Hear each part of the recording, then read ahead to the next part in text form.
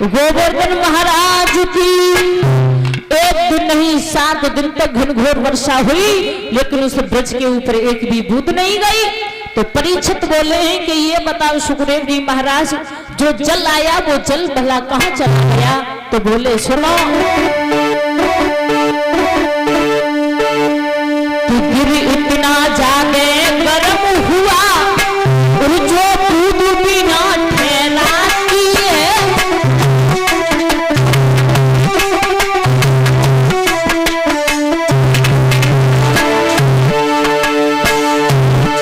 गिर इतना जागे गर्म हुआ, जो दूध बिना ठहराती है। हरी दूध भाप बन जाती है, आते आते जल जाती है।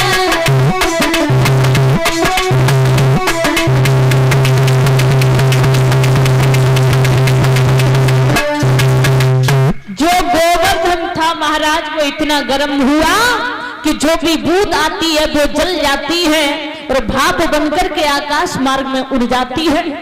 मेघमाला थक करके पहुंची, इंद्र को पता चल गया कि प्रभु का अवतार हो चुका है। आज इंद्र जैसे ही चला है, जाकर के प्रभु से क्षमा याचना मांगी है। आज प्रभु ने क्षमा किया है।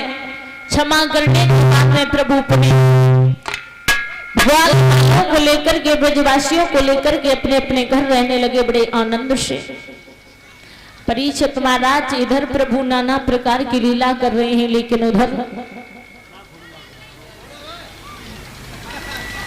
भोजराज कंस बड़ा ही बेचैन है।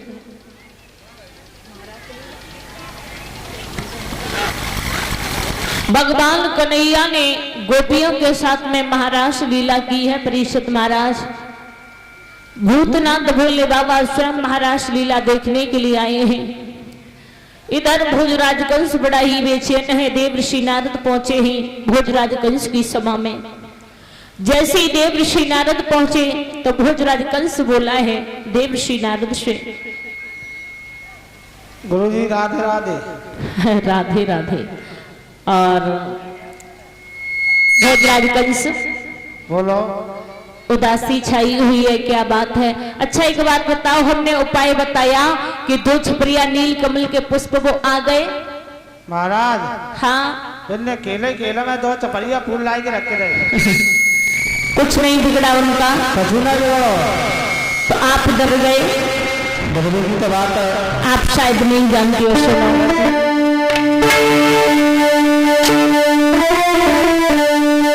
निशानी पर लगी जाकर खुशी को तीर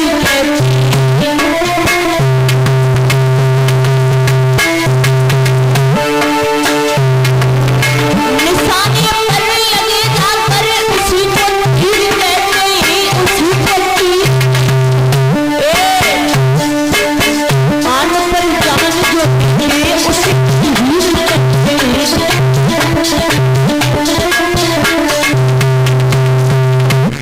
हम उपाय बताते हैं, ध्यान से सुनो। कैसा महाराज? एक कुंवारी लड़की देखो, हाँ हाँ। एक कुंवारा लड़का देखो, धनुष यज्ञ करो, हाँ हाँ। उन दोनों की शादी रचाओ। हाँ तुम्हारे यहाँ पर मंत्री के रूप में एक क्रूर जी हैं। हाँ हाँ। बाबा नंद को बड़ा ही भरोसा है उनके ऊपर। हाँ हाँ। उनके द्वारा पत्र भिजवा दो। ठीक है महाराज। और बड़े आदर के साथ में कृष्णा बलराम को बुला लो। वो जब यहाँ आ जाएंगे फिर तो तुम मार ही दोगे। ठीक है महाराज, जे तुम्हारे अकल सही था। ऐसा ही करो। ठीक है महाराज। आज वैसा ही किया, एक क्रूर जी को बुलाया। एक क्रूर बोलिए, आप ऐसा करो, चले जाओ, जाकर के वृंदावन में कृष्णा बलराम को ले आओ। तो ये क्रूर बोले कि हे भोजराज कंस, मैं एक मंत्री होकर के आपको एक सलाह दे रहा हूं कि कन्हैया को आप यहां ना बुलाओ तो ज्यादा बेहतर रहेगा। कंस बोला है दांती को पीस करके, ये क्रूर जी, आप हमारे मंत्री हो या हमारे शत्रु हो? अरे जो हम कहें वो करो। आज चल दिए क्रूर जी रथ पर सवार होकर के। सोचते जा रहे हैं, रोते जा रहे हैं कि अगर ये अवतारी नहीं हुए तो कंस इन बच्चों को मरवा देगा और बाल हत्या हमारे ऊपर लगेगी। आज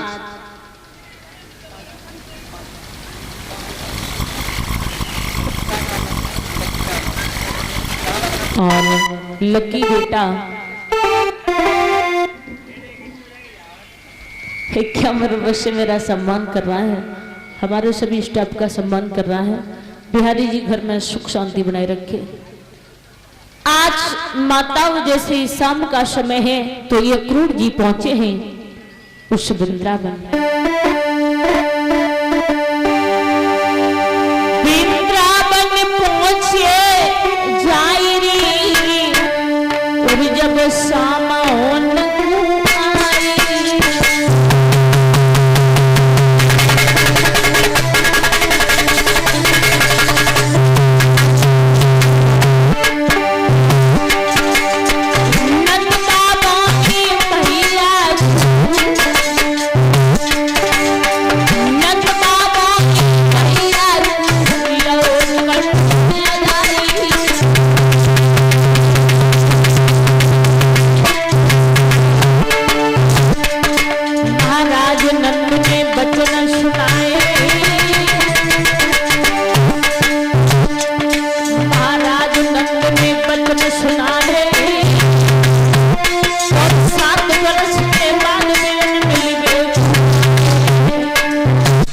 नंद ने रोकर के जवाब दिया, काफी दिन हो गए, 7 वर्ष हो गई, आज हमसे मिलने के लिए आए, भला याद आ गई।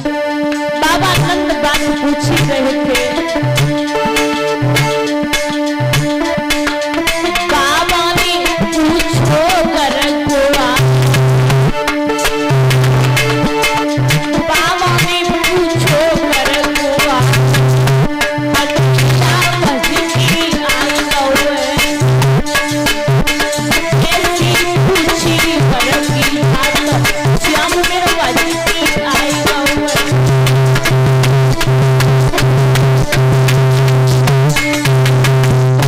मेरे भैया। बाबा ने कहा ये क्रूर जी सब कुशल तो है। बात पूछ ही रहे थे परीक्षित महाराज, तब तक कृष्ण ये क्रूर जी के सामने आ गए, चरण छुए। चाचा जी को नमस्कार स्वीकार हो। ये क्रूर ने कन्हैया को देखो छाती से लगा लियो माताओं और रोने लगे। तो बोले चाचा मुझे ये बता दो कि आप रो क्यों रही हो, तुम्हें मेरी कसम है, मेरी मैया देवकी, मेरे पिता वसुदेव कैसे हैं? जवाब दो कन्हैया, कारागृह में पड़े हुए हैं। चाचा जी भला तुम्हारा स्वाब और मामा जी का स्वाब कैसे मिल जाता है? कृष्ण जिस प्रकार से 32 दांतों के भीतर ये जीभ रहती है, उसी प्रकार से मुझे उस कंस की सभा में रहना पड़ता है। जवाब दिया चाचा बात बताओ तुम रो क्यों रही हो? जो पत्र था वो कृष्ण के हाथ में दे दिया, कन्हैया के हाथ में दिया, लेकिन कन्हैया के हाथ से बाबा नंद ने छीन लिया और जैसे उस पत्र को पढ़ा तो छाती में हाथ मार करके जवाब दिया, लाला तू नहीं जाएगा। बाबा कैसी बातें कर रहे हो? अरे कल की बात है, मैं परसों आ जाऊंगा, नहीं जाने दूंगा मैं तुझे। बाबा अरे तुम तो ये कहते थे कि जब पैसों वालों के यहाँ पर जाते हैं, बड़े आदमियों के घर पर जाते हैं तो बड़ा आदमी बन जाते हैं, लेकिन आप मुझे बड़ा इंसान नहीं बनने दोगे। लाला पापी के यहाँ पर जाकर के तू बड़ा इंसान बनेगा, वो तुझे मरवा देगा। अगर निमंत्रण आया है तो मैं जाऊंगा। ग्वाल बाल बोले कन्हैया बाबा सही कह रहे हैं, हम जाएंगे लेकिन तुम नहीं जाओगे।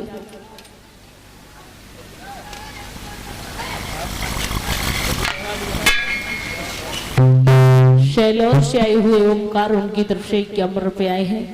बिहारी जी घर में सुख शांति बनाए रखे। जवाब दिया है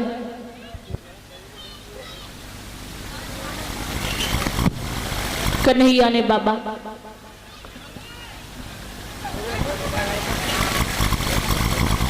और जो भी इधर भाई खड़े हुए हैं भैया कृपा करके सामने पहुंच जाए या उधर हो जाओ, बैठ करके सुनिएगा, खड़े ना हो।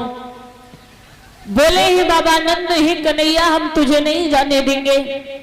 आज सभी ग्वाल बाल मना करने लगे मेरे श्रोताओं। ग्वालों ने जाकर के अपने अपने घर बताया कि कृष्ण हमें छोड़ करके मथुरा के लिए जा रहा है। माताओं, शांति का दान दें, शांति बनाए रखें। जैसे ही गोपियों को पता चला कि हमारा कन्हैया, हमारा ठाकुर हमें छोड़ करके मथुरा के लिए जा रहा है, तो गोपियां भाग भाग करके आने लगी। मैया यशोदा को माता कुछ नहीं पता। मैया यशोदा घर में खाना बना रही है, गोपियां रोने लगी।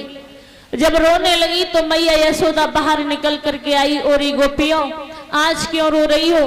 भला हमारे कन्हैया ने आज क्या कर दिया? मैया, तेरे कन्हैया ने कुछ नहीं किया, लेकिन माँ, तेरा कन्हैया हमें छोड़ करके मथुरा के लिए जा रहा है। यशोदा बोली आगे बढ़ करके, लाला, गोपियां सच कह रही है, तू मथुरा जा रहा है? हाँ माँ, मैं जा रहा हूँ। कन्हैया, तूने मुझे भी नहीं बताया कि माँ मैं मथुरा के लिए जा रहा हूँ। कन्हैया, तेरी माँ तेरे बगैर रह नहीं सकती है। कन्हैया बोले, मैया,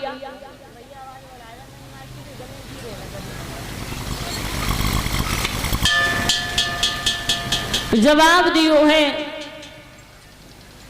कि मैया कल की बात है, मैं परसों आ जाऊंगा। यशोदा रो करके बोली, लाला, तू हमें छोड़ करके ना जा बेटा, तेरी मैया रो रो करके तेरे बगैर मर जाएगी।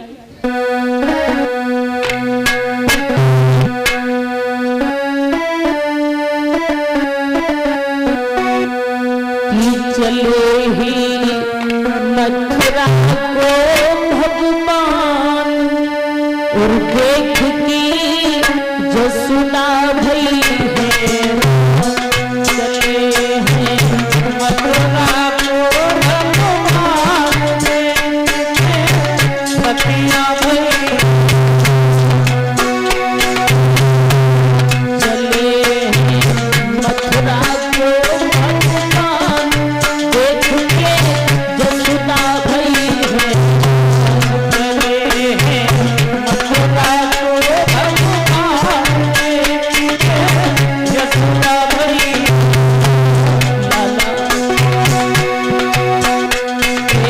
रोई की जसुदा समय आई, बोली कृष्ण की पगड़ी कलाई। रोई की जसुदा पास में आई, कृष्ण की पगड़ी कलाई। रोई की जसुदा पास में आई, बोली कृष्ण की पगड़ी कलाई।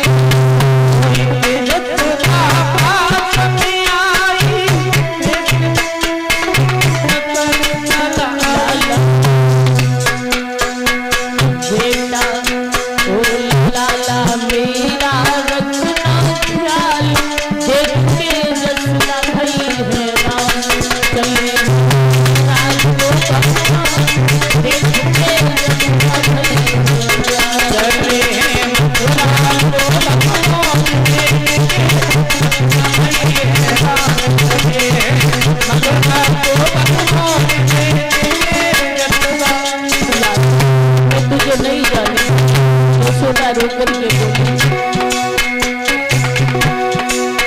एक कंस दुष्ट ने बुलायो, मसीलाई का जज्बायो।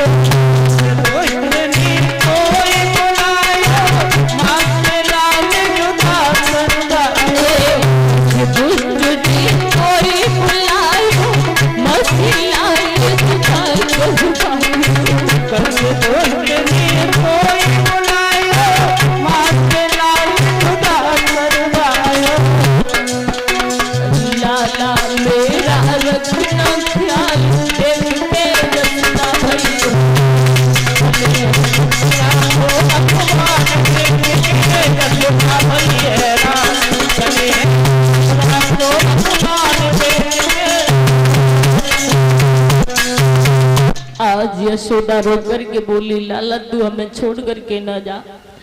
आज कन्हैया बोले, मैया तू क्या ऐसे रो रही है? तो यशोदा बोली, और एक कन्हैया मैं जान गई, मैं समझ गई। कन्हैया हमने तुझे पाला था ना, जन्म देने वाले तो वसुदेव देवकी है, इसलिए हमें छोड़ करके जा रहा है। आज समझ में आ गया कि पराये कभी अपने नहीं होते हैं। कन्हैया रो करके बोले, माँ तू ऐसी बातें क्यों कर रही है? मैया अगर मैं 7 जन्म धरूं फिर भी तुझ जैसी माँ और मुझ जैसा बेटा नहीं मिल सकता है। माँ तू ऐसी बातें न कर। यशोदा समझ गई। यशोदा बोली, कृष्ण मुझे पता है कि तू लौट करके नहीं आएगा। हमने तो सिर्फ तुझे पाला था बेटा, इसलिए तू हमें छोड़ करके जा रहा है। लाला लेकिन क्या बताऊं बेटा,